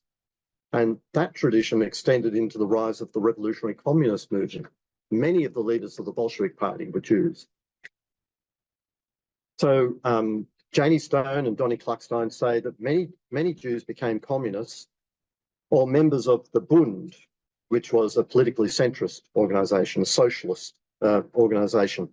The Bund organised armed resistance to pogroms within the Tsarist Empire, some of which had very significant successes. So Jews were not like passive victims of anti-Semitism. The socialist Jews led resistance to that. But there were other political trends within the Jewish community that did not organise resistance. For example, the conservative rabbis wanted to control the population, and they would do anything possible to not upset anti-Semitic authorities. And those Orthodox conservatives opposed any idea of moving to Palestine and establishing a Jewish state. They said that could only happen after the Messiah comes. So this actually gives the lie to the Zionist claim that establishing Israel fulfilled centuries of prophecy. In fact, the creation of Israel broke with centuries of religious teaching. Another competing trend was bourgeois assimilationism. Rich Jews found it convenient to simply adopt the prevailing language and culture. Assimilationism was strongest where emancipation was best established, which was in Western Europe. Assimilationist Jews came to see their lower class co-religious as an embarrassment. Assimilationists adjusted themselves to the prevailing racism of their capitalist societies. So, for example, the British Board of Deputies did not oppose the 1905 Aliens Act, which was designed explicitly to exclude Jews from entering Britain.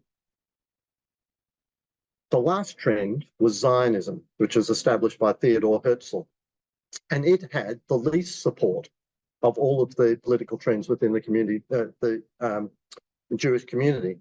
Isaac Deutscher noted, and Isaac Deutscher actually was in Poland during a lot of these debates.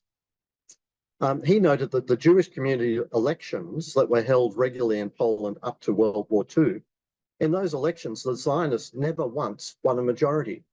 The overwhelming majority voted for the Bund or for communists. But what Zionism lacked in grassroots support, it made up for in networks with the great and the powerful. Theodor Herzl made it his business to reach out to the most anti-Semitic political figures and offer them the service of extracting Jews from their societies. Herzl described all progressive thinking, he despised all progressive thinking. He said, this is a quote, "Universal brotherhood is not even a beautiful dream." Now, following his death, his followers reached out to the anti-Semite Lord Arthur Balfour, the man who was responsible for the 1905 Alliance Act, and he declared British support for the Zionist homeland in Palestine. Now, there are a couple of reasons for Balfour's declaration. One reason was, as he put it, this is a quote from a letter he wrote, it was to mitigate the age-long miseries created for Western civilization by the presence in its midst of a body which it too long regarded as alien and even hostile, but which it was equally unable to expel or to absorb. I mean, could you get a better description, mouthful of anti-Semitism than that? Stone and Kluckstein say that the Balfour Declaration was also, they say, a cynical decision of an embattled imperialism desperate for allies. Balfour was hoping that the Zionists in the USA would push the USA into World War I. Now, Britain double-crossed everyone. Besides the 1916 Balfour Declaration, they offered Palestine to the Arabs in 1915 and as a joint administration to the French in 1916. In a letter to the British Prime Minister, Balfour said, "The weak point of our position, of course, is that in the case of Palestine, we deliberately and rightly decline to accept the principle of self-determination. We do not propose even to go through the form of consulting the wishes of the present inhabitants of the country, the 700,000 Arabs who now inhabit that ancient land." Now, in 1917, there was another event, the Russian Revolution. That revolution swept away all anti-Semitic laws in Russia. Within a few weeks, the revolution achieved more than what the Zionists and other trends and other conservatives had ever achieved anywhere. It gave the total lie to the Zionist claim that non-Jews will always hate and oppress Jews. Now, I won't go into the rest of the history of the Russian Revolution. There's a lot to be said. And I won't go into the history of Zionist expansion into Palestine either. But what is important is the relationship between the bourgeois Zionists and imperialism and how willing the Zionists were to betray their co-religious. Now, as is well known, in the 1920s, Germany was gripped by a series of revolutionary waves and the growth of a mass communist party. The German bourgeoisie found it convenient to unleash the Nazis onto the leftists. Nazi propaganda always identified communists as Judeo-Bolsheviks. They also channeled mass discontent with capitalism into hatred of Jewish capitalists. So the German bourgeoisie happily threw their Jewish comrades to the wolves. But there was a lot of throwing people to the wolves going on. An example of what occurred immediately, an example of that throwing people to the wolves occurred immediately after Hitler took power.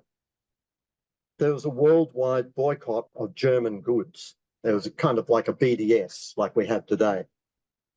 A slogan of that boycott was, The boycott is the moral substitute for war. But the World Zionist Organization deliberately undermined the boycott by cutting a deal with the Nazis. It was called the Transfer Agreement.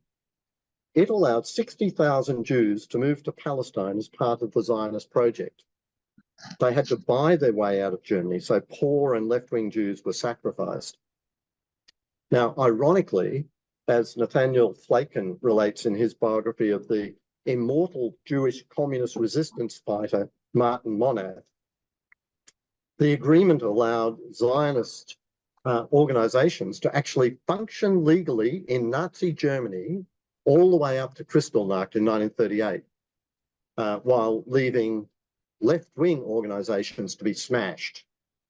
So Yiddish language newspapers were imported legally from Poland, and the Nazi authorities couldn't read that. So the police would visit Zionist meetings and not notice that Martin Monath, the communist, was reading the writings of Leon Trotsky in Yiddish to the youth. Now, Monath went on to a heroic career operating underground in occupied France. He produced a German language newspaper directed at German soldiers, and he recruited many. If you look into the history of that, it is an amazing history and truly inspiring. Unfortunately, now he was martyred by the SS just before the liberation of Paris. Now, the Zionists cannot point to similar heroes because their record was horribly different. Perhaps the worst example of collaboration was that of rounding up an extermination of the Hungarian Jews in 1944. At that point, the war was clearly coming to an end, but the Nazis were still intent on their genocide. Hitler's favourite henchman, Adolf Eichmann, was in charge of Hungary, and he had an underling called Kurt Becker, or Becher, who was organising the shipping out of Jews. Now, Becher had honed his skills on the Eastern Front, where he slaughtered Jews with machine guns and special mobile gas trucks. Now, his first job in Hungary was to shake down Jewish capitalists for money. He was known to have suitcases full of loot. Now, given the balance of forces in the war, how could he get the Jewish community onto transport trains without sparking a revolt? He worked with a leader of the Hungarian Zionists, a guy called Retzo Kaczner. Becher allowed Kaczner to organize around 1,700 bourgeois Jews to leave Hungary by train and go to Palestine in return for copious bribes. Kaczner knew very well about the gas chambers. He enjoyed night clubbing with the Nazi occupiers. He was eating and drinking the best while other Jews starved. He was a total collaborator. Now, Kaczner's role was to run around Hungary telling ordinary Jews that it was safe to get on the Nazi trains. He said they were going to work in factories. But on his train, there were wealthy Jews, Zionist leaders, prominent rabbis, and Kaczner's friends and family. He even organised for the Nazis to go along his train and carefully vet who was on there. And a couple of people who'd snuck on, who weren't on the list, a couple of Jews trying to escape. No, they were physically thrown off the train. So the Nazi leader, Becher, was able to peacefully vacuum up about 700,000 Hungarian Jews in a matter of weeks. The vast number of transported Hungarian Jews overwhelmed the capacity of the gas chambers. Now, Art Spiegelman, in his graphic memoir, Mouse, A Survivor's Tale, recounts his Polish father telling him what happened next. His father was in Auschwitz. Those that finished in the gas chambers before they got pushed in those graves, it was the lucky ones. The others had to jump in the graves while they were still alive. Prisoners what worked there poured gasoline over the live ones and the dead ones, and the fat from the burning bodies they scooped and poured again so everyone could burn better. Okay, Betcher, he was tried for war crimes at Nuremberg, but he got off scot-free. That was because Retzo Katzner rushed to Nuremberg to defend him. Katzner told the court, Betcher belongs to the, this is a quote, Betcher belongs to the very few SS leaders having the courage to oppose the program of annihilation of the Jews and trying to rescue human lives. Betcher went on after the war to become a successful businessman in West Germany. And he even advised Chancellor Kohl. It appears that he used his stash of looted wealth as his grub stake for setting up his business. What happened to Katzner afterwards demonstrates Zionism's absolute viciousness and hypocrisy, because in the 1950s in Israel, he became the spokesperson for the Israeli Ministry of Trade. However, one of the Hungarian Jews who he had betrayed, who had managed to survive, denounced him publicly as a collaborator.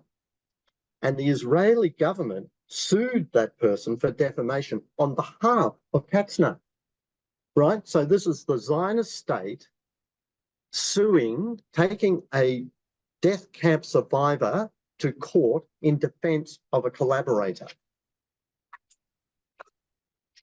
In his defense, Katzner said that betraying the Hungarian Jews was acceptable because they had assimilated into Hungarian culture. They weren't talking Yiddish, they weren't talking Hebrew, they were talking Hungarian. He said, quote, the Hungarian Jew was a branch of Judaism which long ago dried up on the tree. So he meant that because Hungarian Jews were assimilated, they could not be expected to resist and they were not worthy to be saved. And okay, in the first court hearing, he was found guilty. However, the Israeli Supreme Court on appeal said that, yes, he was guilty of collaboration with the Nazis, but they overturned Keynote speaker at Universitas, something in Surabaya, but online. Max, you have to go on mute, mate. I can hear your voice. Okay. So while he was guilty of collaboration with the Nazis, they overturned the part of the victory, the verdict, that found that sending Hungarian Jews to their deaths was wrong. Now, the point of all this, I say, is that Israel is not a safe haven for Jews. It's only a safe haven for Zionists. From Retzo Katzner's train to the Israeli helicopters who slaughtered Israeli citizens on October the 7th, Zionism is utterly cynical. So in conclusion, comrades, I want to reiterate that Zionism is a false messiah for the Jewish people. And that expression I take from the title of Nathan Weinstock's very good history of Zionism. It's called Zionism, False Messiah. But my last words I'll take from Abram Leon, and I'll interpose my thoughts in what he wrote. Now, remember that he wrote this under German occupation at the very worst point of World War II, when the Nazis were inflicting anti-Semitism on all of Europe. He was a leader of the Belgian communist resistance to the Nazis, and he died in one of the Nazi death camps as well. So Abram Leon said, "Never has the situation of the Jews been so tragic." Now, I say the situation of the Palestinians today is tragic, but so is the situation of the Jews caught in the false consciousness of Zionism. I say it leads to madness. Abram Leon, in the worst periods of the Middle Ages, entire countries opened their doors to receive them. Today, capitalism, which rules the world, makes the earth uninhabitable for them. That applies to the Palestinians today. There are 5 million stateless Palestinians in the world today. Abram Leon, never has the mirage of a promised land so haunted the Jewish people. but never was a promised land less capable of resolving the Jewish question than in our time. And I say that that is as equally true today as it was when Abraham Leon wrote it back in the 1940s. Thank you. Should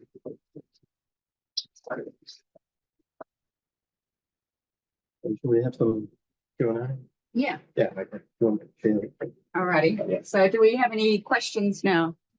Or discussion points? None here? Me in the chats, there's some stuff in the chat. Oh, sounds like something happened in Brooklyn and yeah, concerns about Zoe here. Oh God. Violent, unprovoked police attack tonight in our International Women's Day demonstration in Brooklyn. People were marching peacefully and demanding an end to the genocide in Gaza. More than 20 arrested in this police assault. We won't stop. Maybe why Zoe not available? Yeah, okay, that's not good. Comments or discussion points? I can't see any online at the moment. Yeah. Thanks, Barry. That's great. I'm reading a book put together by a selection of texts put together by some title of which relates quite closely to your presentation because of all the different arguments made by Jewish people against Zionism. Title of which is anti-Zionism is a Jewish. Sorry, it's in French, so I'm struggling to translate, but it's anti-Zionism, a Jewish affair, Jewish history. And I think it's probably related to what Vijay was saying. We get caught up as non-Jewish person to this discussion, when in fact all these arguments have been made by Jewish people from the get-go. And we get all tangled into that because of the Holocaust. But the anti-Zionist project, or the Zionist project and its reaction is a very Jewish debate that has been boiling for a long time. And even now we see that there are plenty of smaller Jewish movements that exist in the Zionist project. But yeah, it's interesting to see how it evolved. And when you read those texts, and that's what you've been doing, it's surprising to read things from late 19th century and you can verbatim put them into today. And there's it's so strange. And I've never heard of all the kind of like the backflips and stuff that have been done by I had heard, but not in so much detail. That I just presented, but it's interesting to see that the tactics haven't changed either. Yeah, it's a great pity that Zoe couldn't make her presentation because she was going to talk about the Christian fundamentalist Zionist groups in the United States. And I deliberately included in my, I was going to be speaking first. I deliberately included all that stuff about the deliberate manufacture of ignorance at the beginning of the establishment of the Christian church, because that feeds directly in what's going on in these churches in the United States. They propound ignorance. They want people to be stupid with guns in their hands. That was also Scott Morrison's plan. Yeah, that was Scott Morrison's plan. And I would also say that it's Peter Dutton's plan for Australia. They want to keep us stupid and pig ignorant, and they want to kill culture. What's happening to the university campuses here in Perth right now? What's happened at University of Western Australia? They've abolished social studies, right? Out went the whole school. Anthropology? No. We don't want to know what's happened. We don't want to have relations with Aboriginal people. God, no. What's come in? Strategic studies. What's that connected with? The nuclear power base, the submarine base that's going to be established right here on Garden Island. So what does that mean? It means that our entire culture is being dumbed down and militarized. But we definitely have a lot in our youth, because they're the ones who are standing up and counteracting this stupidity.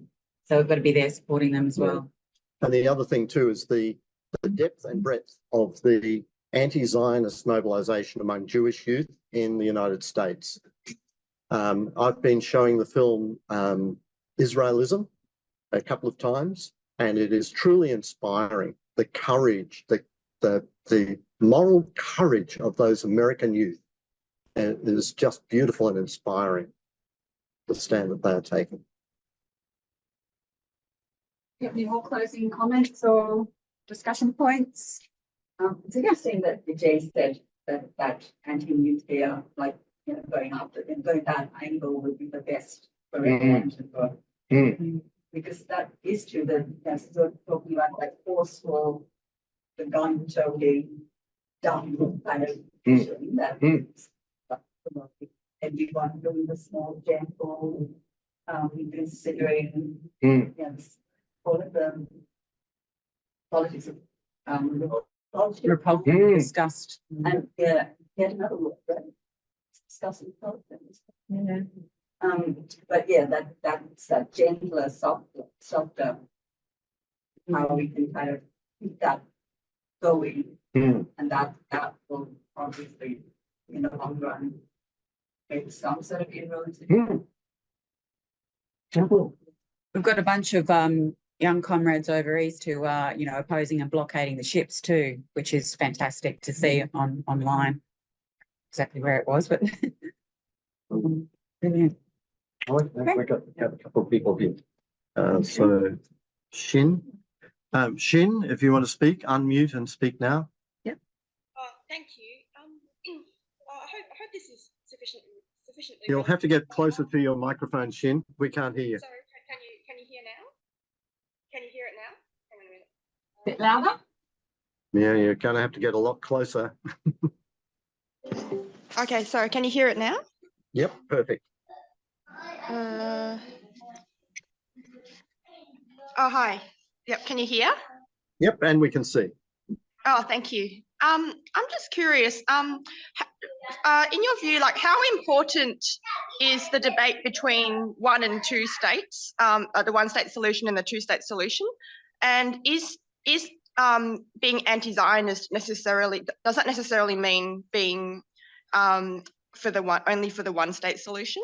Like, is there, like, does being anti-Zionist necessarily mean that you support the one-state solution and not the two-state solution? Oh, well, I'll speak to that. And Thank you. no,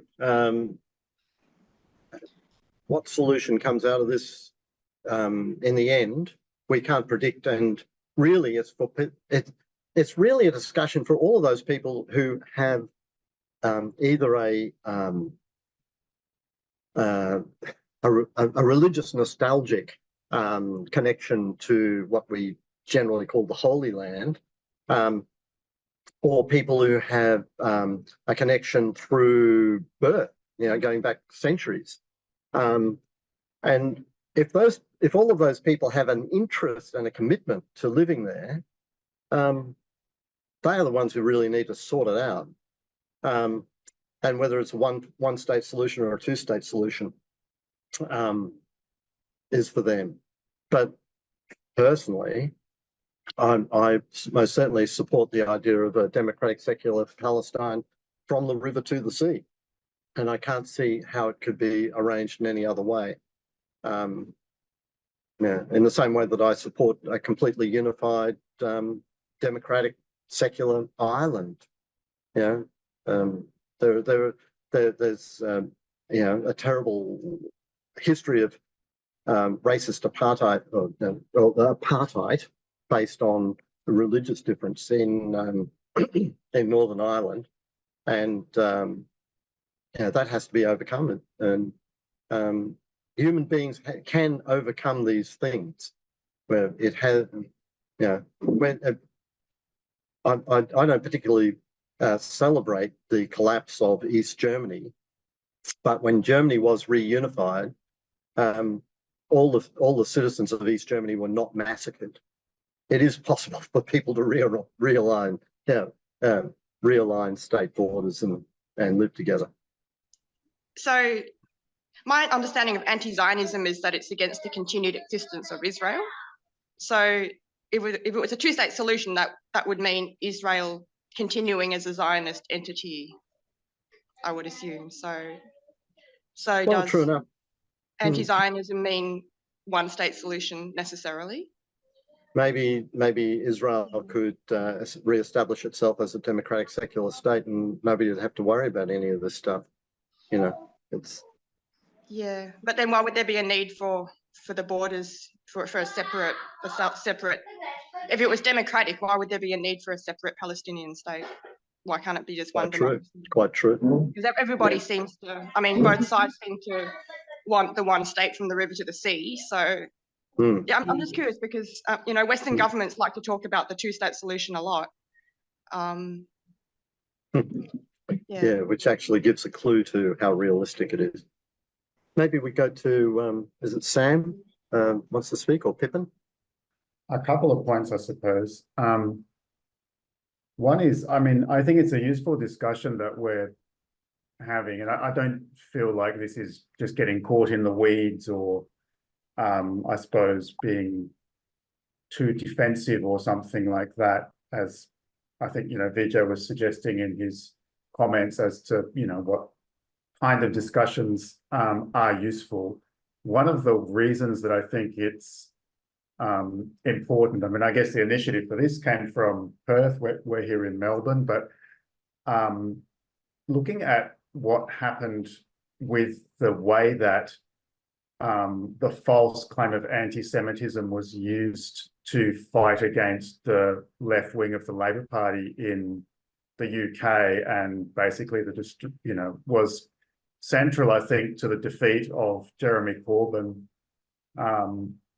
You know, that seemed to be a very powerful weapon, and I think quite instructive, because in some ways very instructive, perhaps because it didn't seem from this distance that those false charges were adequately addressed, and the response of the Corbyn leadership, I think, was to basically, how do you put it? In my mind, I've got the word capitulate, but sort of,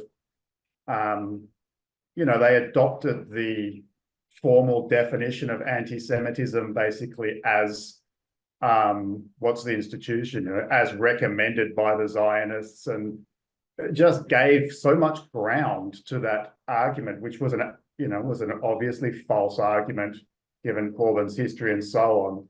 And in doing so, seemed to allow the waters to just remain really muddied on the issue. I mean, it's in so many ways far clearer now because of the actions of the Israeli state, you know, over the last several months. It wasn't, you know, consciousness was not anywhere similar then to what it is now. So that made, I guess, you know, that issue harder to address at the time, or for the left to address. But it seemed to me that that kind of capitulation and lack of clarity was actually a defense, whereas I guess I feel that us discussing the ideas and trying to deepen our understanding and increase basically our clarity around these arguments is actually a way to get on the front foot in terms of winning people over and, you know, winning the debates that ultimately, yes, we need to have, you know, more broadly and with as many people as possible. The other point I wanted to make is, and I think this is similar to a point that Barry made in his talk, so perhaps I'm just reiterating it or expressing it differently, but it seems to me a very clear absurdity of this, you know, this charge of anti-Semitism is that it's obvious that the colonial project, you know, the Israeli state project, is going to endanger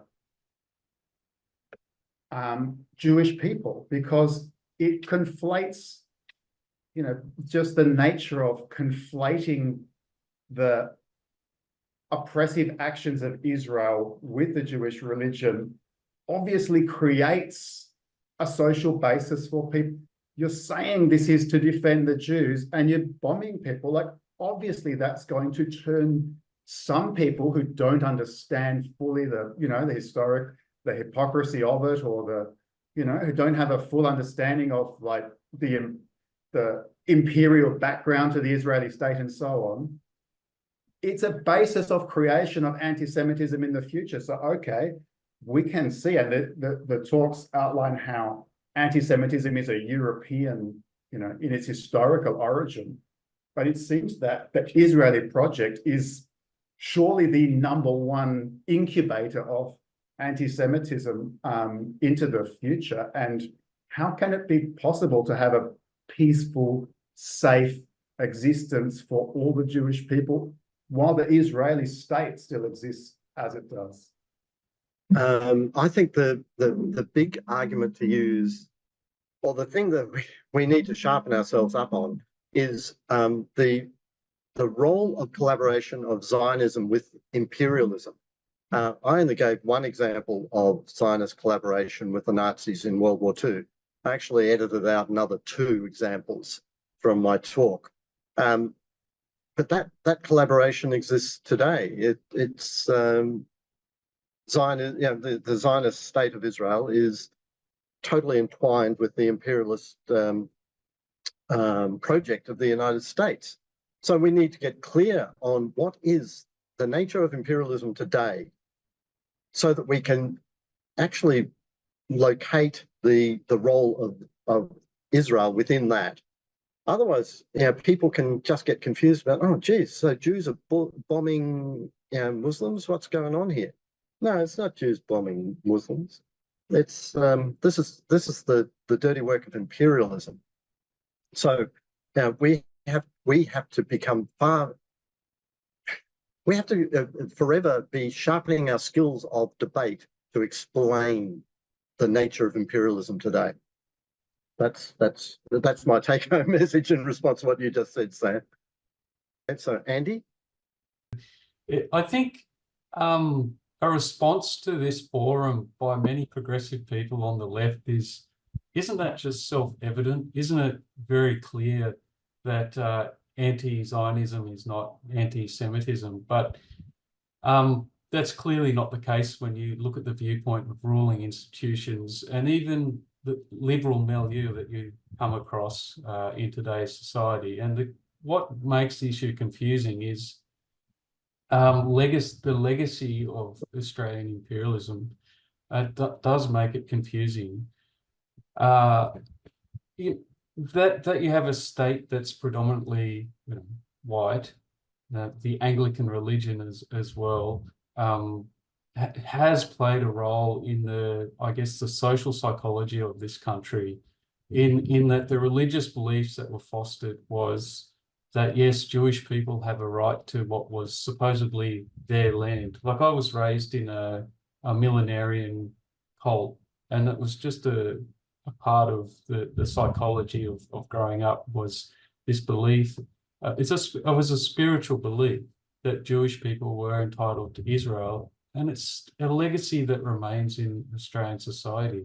So even if that's not expressed geopolitically, it's still a belief that people hold, even if it's quite a latent belief. It's not something that's clearly conscious. So, but it's part of the grain of our society that we have to struggle against. So yeah, it's not absolutely clear to everyone the issues in dispute in the Middle East. And when we have to fight against apathy as well, that's probably our biggest enemy.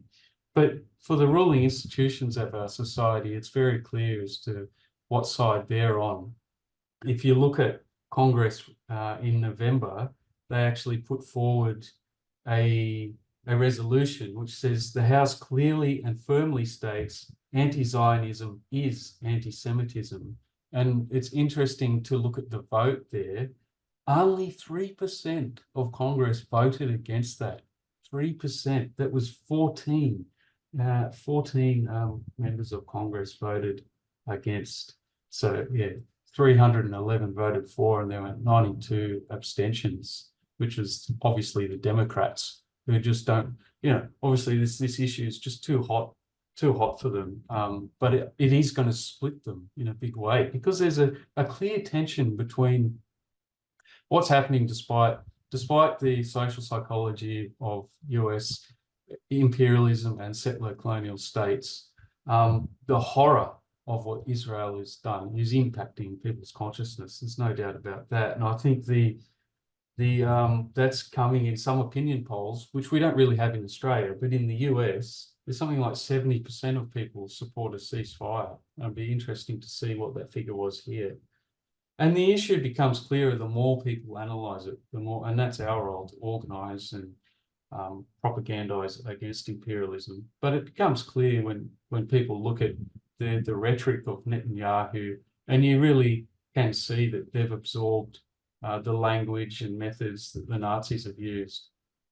And like Netanyahu holding up a map of Greater Israel that has the Golan Heights, has parts of Lebanon, Syria, etc., and saying, well, this is the river to the sea. This is, very clearly what the conflict is about. That it is about land.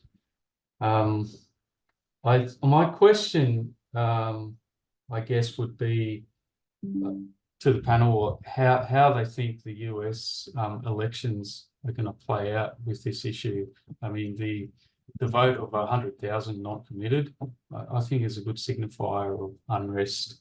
I mean, I suppose, yeah, you can't really tell, but I mean, the language being used by Democrats is like they're really attacking people like Rashida Tlaib, saying that she's going to hand the election to Trump. And I wonder, Barry, if you have any thoughts about it. I was around when Lyndon Baines Johnson was president of the United States, and we used to chant, hey, LBJ, how many kids do you kill today? And that chant has revived in the pro-Palestine rallies of late, which I think is absolutely brilliant. I think it's great. LBJ's attempt to run for a second term of president in 1968 was smashed by the anti-war movement. And then, of course, Richard Nixon won, and he talked peace, but he waged war. And you could say, oh God, that's a setback for the whole movement. But in fact, the movement kept fighting, and it was that movement that produced the wave that ultimately drove Richard Nixon out of the presidency. So my reading of the American elections that's coming, Biden's going to get smashed. Biden's a heap of shit, and Biden deserves to be smashed. Goddamn. And Trump does not deserve to win. However, I believe that Trump. I believe that Trump is going to win, but I believe that the mass movement in the United States is taking on the kind of dimensions that is required to undermine the Trump presidency and ultimately bring him down. Now, I can't make any further predictions about that than that. There was something else that you said there that I really wanted to respond to. What do you get to those thoughts? Yeah. I don't think you're right. Oh, and on the floor here, I'm being challenged. I'm being told that no, I'm not quite right. Yeah. Mick here has been following the Republican primary debates between the various candidates, and those candidates all competed with each other to demonstrate how bullish they were on supporting Israel's attacks on the Palestinians. And Mick's feeling is that the uncommitted voters may not break from the Democrats and go to Trump, and I agree with that. And also, he started his comments by saying the anti-Vietnam War movement in the United States grew and won because of the number of American soldiers who were dying in Vietnam, and that fed the outrage, which is absolutely true. And my reading of the situation in the United States is I think the uncommitted voters are not going to vote for Biden. I think they're utterly revolted. They may vote for a third candidate, or they may not vote at all. And I think that Trump is going to win. And all of us here will be moved to the pit of our stomachs by either Trump or Biden winning. We know that. We don't have any, there's no love lost for either candidate. So it really comes down to, we have to build the independent movement. It really has, it has come down to, in the United States especially, we cannot play the game of lesser evilism. It's just got to the point where we can't. Oh, and I just wanted to go back to something that Andy said about